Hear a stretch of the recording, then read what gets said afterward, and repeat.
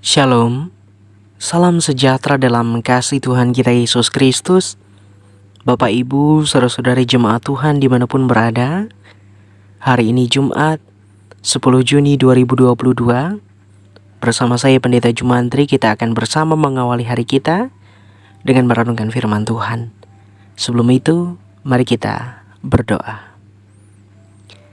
Tuhan kami dalam Yesus Kristus, Engkau adalah Allah yang luar biasa, yang selalu mengasihi, memberkati dan menyertai kami dalam setiap keberadaan kami. Tuhan, sebentar kami akan membaca firman-Mu. Biarlah kiranya firman-Mu itu menjadi firman yang hidup, yang memberikan kekuatan dalam kami menjalani setiap hari-hari hidup kami, sehingga kami selalu berpengharapan di dalam Tuhan. Dalam nama Tuhan Yesus Kristus, kami berdoa dan mengucap syukur. Amin. Firman Tuhan bagi kita pada saat ini terdapat dalam Efesus pasal 4 ayatnya yang pertama sampai dengan yang ke-6 di bawah judul Kesatuan Jemaat dan Karunia yang Berbeda-beda. Demikian firman Tuhan.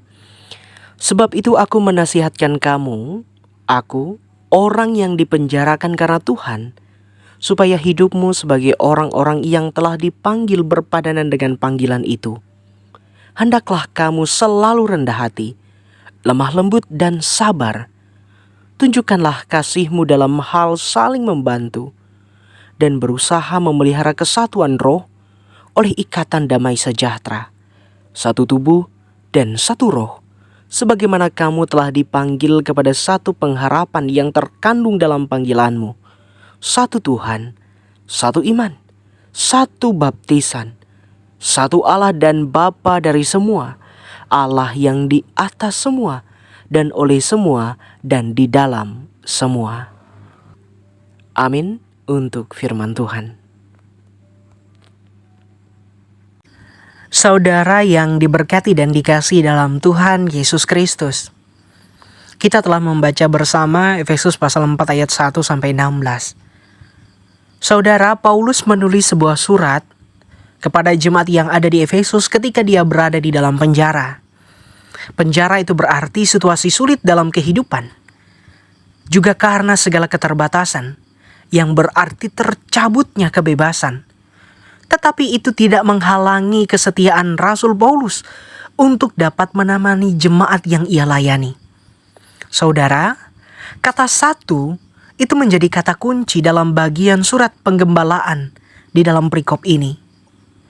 Saudara yang diberkati Tuhan, Efesus adalah sebuah jemaat yang memiliki beragam kasih karunia. Tetapi kata satu itu menjadi pengikat mereka. Artinya bahwa perbedaan adalah sebuah keniscayaan, kepastian yang tak dapat untuk ditolak. Tidak bisa orang memaksakan yang lain untuk menjadi sama seperti diri mereka. Karena perbedaan itu adalah sebuah kasih karunia Allah bagi mereka. Allah mengizinkan dan menghendaki mereka untuk berbeda-beda. Namun, perlu menjadi catatan kita, saudara, perbedaan itu bukan untuk membuat mereka mencari siapa yang menang, siapa yang paling baik, atau bahkan siapa yang paling benar. Perbedaan itu adalah sebuah hal untuk dapat mengikat mereka menjadi satu dalam pelayanan untuk Kristus. Saudara yang diberkati Tuhan, kata kunci lain dalam perikop ini adalah kata dewasa. Dibandingkan dengan anak-anak, anak-anak dikatakan mudah diombang-ambingkan oleh dunia. Namun kedewasaan ditunjukkan dengan keseriusan mereka untuk berpegang teguh pada Kristus. Kata diombang-ambingkan adalah kata yang pasif.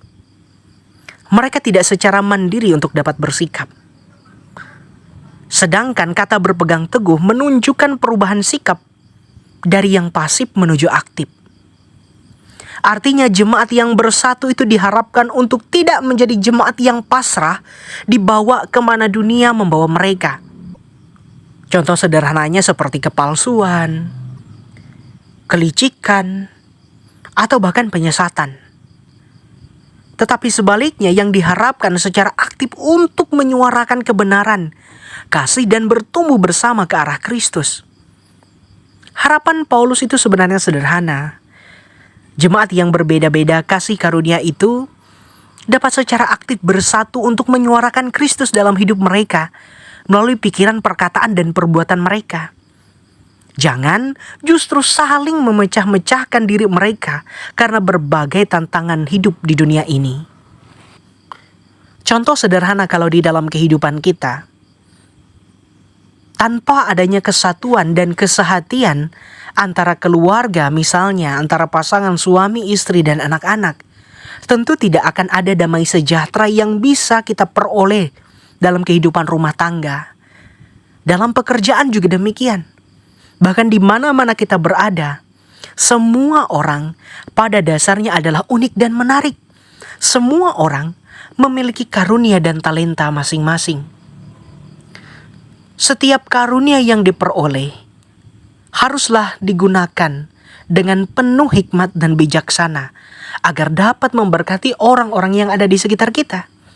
Bukan untuk menjadi sarana atau alat kita untuk menyombongkan diri sendiri daripada orang lain. Di setiap karunia yang berbeda itu, Tuhan bisa memakai kita dengan cara yang luar biasa agar kita juga dapat menjadi berkat dimanapun dan kapanpun kita berada. Karena itu saudara, dalam perenungan kali ini penting bagi kita untuk memahami apa yang diinginkan. Bahwa dalam setiap hal yang kita hadapi, contohnya Paulus, kesetiaan dan keteguhan hati untuk mengikut Kristus tidak berubah oleh alasan apapun juga. Tidak karena pengekangan kebebasan, tidak karena keterbatasan keadaan, atau bahkan pergumulan yang ia hadapi. Kasih Tuhan itu tidak akan pernah berubah dulu, sekarang, dan sampai selama-lamanya. Kadang-kadang kitalah yang mungkin melepaskan kasih itu, tetapi Tuhan tidak akan pernah melepaskan kita. Karena itu, jadilah kita dewasa, bukan hanya sekedar patokan usia, tetapi dengan pikiran kita, perasaan kita, atau cara kita bertutur kata dan kita bertindak. Jadilah sebagaimana pengikut Kristus yang sesungguhnya, yang membawa teladan bukan hanya dalam perkataan, tetapi juga dalam perbuatan hidup kita. Tuhan Yesus memberkati dan menolong kita. Amin. Bapak, Ibu, saudara-saudari, mari kita berdoa.